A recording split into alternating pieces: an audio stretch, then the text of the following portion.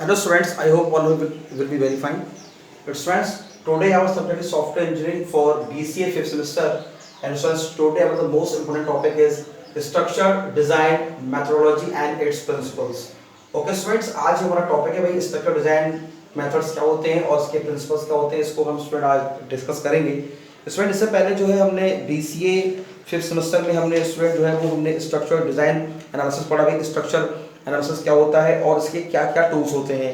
ठीक है स्टूडेंट, तो हमने इसके टूल्स के बारे में और जो इसके स्ट्रक्चर एनालिसिस है इसके बारे में जो है हमने स्टूडेंट जो है 3 लेक्चर्स हमने इसके जो है 3 पार्ट हमने इसके बनाए और हमने स्टूडेंट इसमें उसको डिस्कस किया।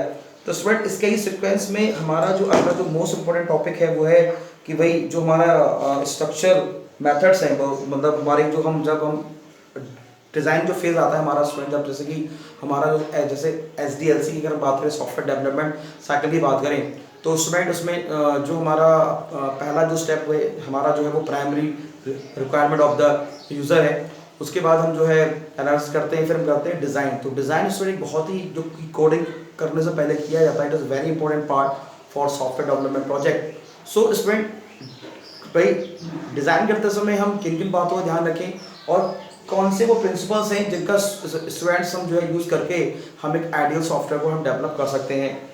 ओके स्टूडेंट्स, तो स्ट्रक्चर डिज़ाइन के बारे में स्टूडेंट जरा हम समझ लेते हैं कि भाई क्या है कि भाई SD मतलब structure design is a data flow based methodology. मतलब क्या है इसमें डेटा फ्लो बेस्ड है कि मतलब जो है डेटा का जो है वो कैसे फ्लो होगा, डेटा की जो क्या नाम है एलिमेंट्स है जो उसके मतलब ऑब्जेक्ट्स हैं वो आपस में कैसे इंटरलेट होंगे। The approach begins with A system specification that identifies input and output and describe the functional aspect of the system. Yes, अब देखो स्टूडेंट बात करते हैं सिस्टम स्पेसिफिकेशन की इनपुट एंड आउटपुट। तो विच जैसे हम स्टूडेंट बात करते हैं गीगो ऑपरेशन की, मतलब गार्बेज इन गार्बेज आउट, मतलब एक्यूरेसी पर स्टूडेंट की डिपेंड करता है कि भाई हम क्या करें, पहले तो हमारे जो इनपुट्स हैं पहले हम उनको स्पेसिफाइड करें और उसके क्या आउटपुट आएंगे आफ्टर द प्रोसेस, तो हमें उन्हें भी स्पेसिफाइड करना पड़ेगा, उन्हें भी हमें डिज़ाइन करना पड़ेगा। तो ये एक बहुत ही इंपॉर्टेंट स्टूडेंट हमारा जो है एक मेथड है सॉफ्टवेयर को डेवलप करने का। तो this approach begins with the system specification that identifies input and output of the describe the functional aspect of the system. The system specifications are then used as a basis for the graphical representation data flow diagram of data and process। जैसे student हम जानते हैं कि भाई जो हमारा system specification मतलब क्या है कि जैसे DFD हमने पढ़ा तो उसमें हमने इनपुट पढ़े, प्रोसेस पढ़े, आउटपुट पढ़े और हमने स्टोरेज पढ़े, जिसमें स्टूडेंट डिफरेंट टाइप के हमारे सिंबल्स थे जिसको जो हम यूज़ करते थे अपने डेटा फ्लो डायग्राम को बनाने के लिए, मतलब एक ग्राफिकल रिप्रेजेंटेशन देते थे हम स्पेसिफिकेशंस का। So the system specification are then used to basis for graphical representation data flow diagram of data and process. From the DFD data flow diagram, the next step is the definition of the modules and their relationship। तो modules के बीच में और data के बीच में student क्या definition है, क्या models है, उसको हम जो है चेक करते हैं। Another is form called structure chart using a data dictionary and another structure tools। तो स्ट्रक्चर टूल्स का हम यूज़ करें स्टूडेंट, स्ट्रक्चर चार्ट का यूज़ करते हैं अपने डेटा को ग्राफिकल रिप्रेजेंटेशन देने के लिए। तो structure design partition a program into small independent modules. तो जो हमारे स्ट्रक्चर मतलब हम क्या करते हैं पार्टीशन करते हैं अलग अलग मॉड्यूल को डिवाइड करने के, ताकि हम अलग अलग जो स्टूडेंट मॉड्यूल है उसकी फंक्शनैलिटी को हम ठीक से समझ पाएँ। तो it is an attempt to minimise complexity and make problem managed by subdividing into smaller segments. तो क्या करते हैं कि स्टूडेंट हम स्मॉलर सेगमेंट्स में डिवाइड करते हैं अपने प्रॉब्लम को सब प्रॉब्लम में, which is called modularisation and decomposition. उसको स्टूडेंट क्या बोलेंगे, मॉड्यूलराइजेशन एंड डिकम्पोजिशन। हम क्या करते हैं कि जो हमारी प्रॉब्लम है जो हम इसको प्रॉब्लम को सब डिवाइड करेंगे तो हम इसको स्टूडेंट बोलेंगे MODULARIZATION, यानी कि मॉड्यूलराइजेशन एंड डिकम्पोजिशन। दूसरा हमारा क्या है डिकम्पोजिशन।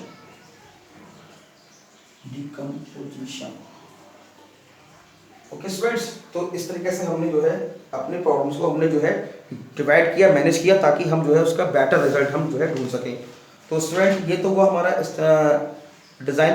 अब स्टूडेंट देखिए इसकी जो प्रिंसिपल है, इसके प्रिंसिपल स्टूडेंट बहुत ही इंपॉर्टेंट है कि भाई इसके प्रिंसिपल्स क्या रोल प्ले करते हैं हमारे पूरे स्ट्रक्चर डिजाइन मेथड को जो है करने के लिए। ठीक है स्टूडेंट, तो इसमें देखिए तो the design process needs to follow certain principle and practice in order to effective. And this principle कौन से स्टूडेंट हमारे प्रिंसिपल हैं, तो उसमें स्टूडेंट जैसा कि स्टूडेंट डिजाइन स्टूडेंट क्या होना चाहिए, जो भी हम हमारे जो मॉड्यूल्स है उसको जो भी हम बना रहे हैं उसकी जो भी हमारे तो उसकी जो स्टूडेंट डिज़ाइन है वो काफ़ी क्या होना चाहिए, इफेक्टिव होना चाहिए। हम कह सकते हैं design should be clearly verifiable, complete, traceable, consistent, efficient and simple.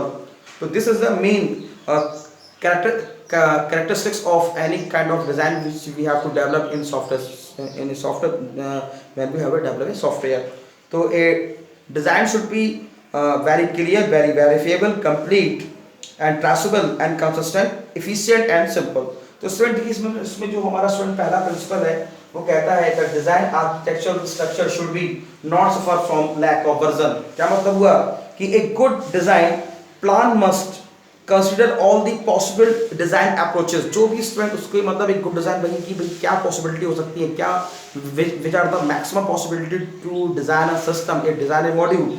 So design approach judging each against system requirements, availability of resources and the identify system constants.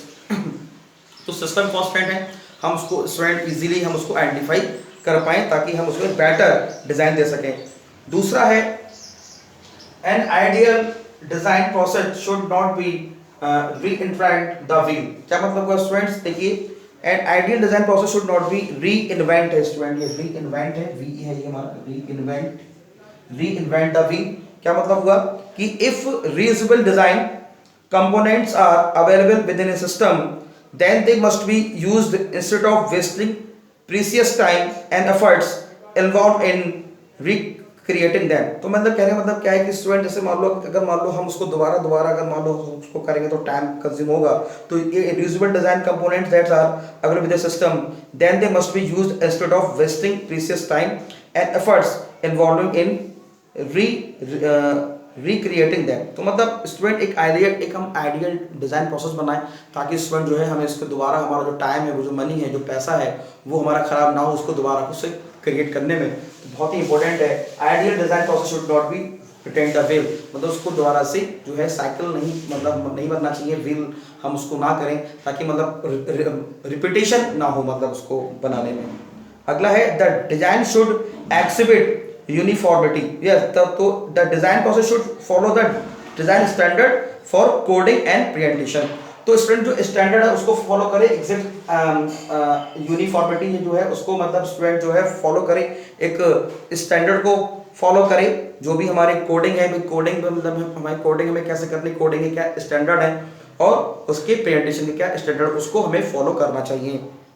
अगला है design is not coding and coding is not design, means that the design decision made at the coding level addresses the small implementation details that enable the procedure design to be coded। yes, कहने मतलब student क्या है कि जो भी हम coding कर रहे हैं, जो भी हम उसको एड्रेस कर रहे हैं, वो स्टूडेंट क्या होना चाहिए, इम्प्लीमेंटेशन की एक डिटेल्स होनी चाहिए। मतलब ऐसा ना हो कि भाई कोडिंग को हम स्टूडेंट इतना लार्ज कर दें कि भाई कोडिंग की हमें एक तरह से डिजाइन मेथड हमें आने लगे एक नजर। तो कोडिंग क्या होना चाहिए एकदम हमारी जो है मतलब डिजाइन इज नॉट कोडिंग, मतलब कोडिंग जो है वो डिजाइन नहीं होनी, and coding is not design. Means यही है कि भाई जो डिजाइन है वो प्रॉपर होनी चाहिए कि भाई ऐसा ना हो भाई कोडिंग काफी लेंथी हो गई, हम उसको जो है इंप्लीमेंट नहीं कर पा रहे हैं। तो the design decision made at the coding level address are small implementation details to enable procedure design to be coded. तो प्रोसेस जो है डिजाइन का वो कोड होना चाहिए, ना कि हम जो है इसमें हम इतनी मतलब हम कह सकते हैं एम्बिग्यूटी नहीं होनी चाहिए कोडिंग को करते समय। आगे है the design must be readable. पांचवा है the design must be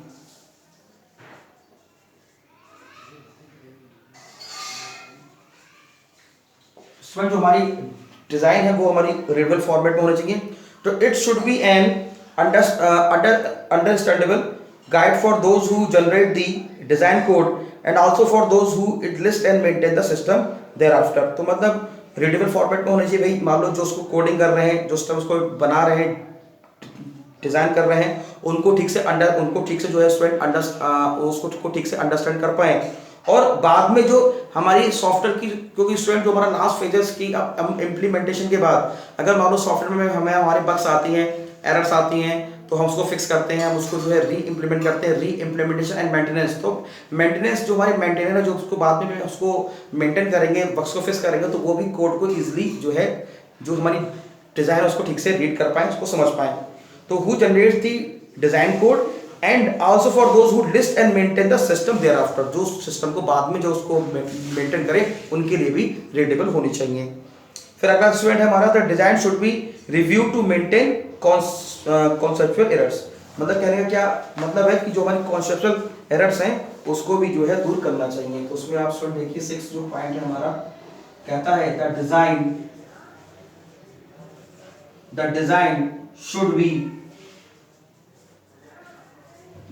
should be reviewed, the design should be reviewed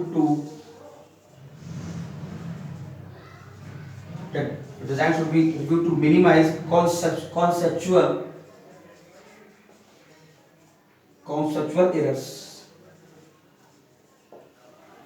ठीक है स्टूडेंट्स, तो क्या मतलब हुआ कि the designer must necessarily check all the conceptual element of design such as ambiguity, omission, यानी कि जो स्टूडेंट जो हमारी अननेसेसरी जो चीजें हैं हमारे डिजाइन में, हम उनको मतलब जो है रखें और जो अननेसेसरी उसको हम हटाएं।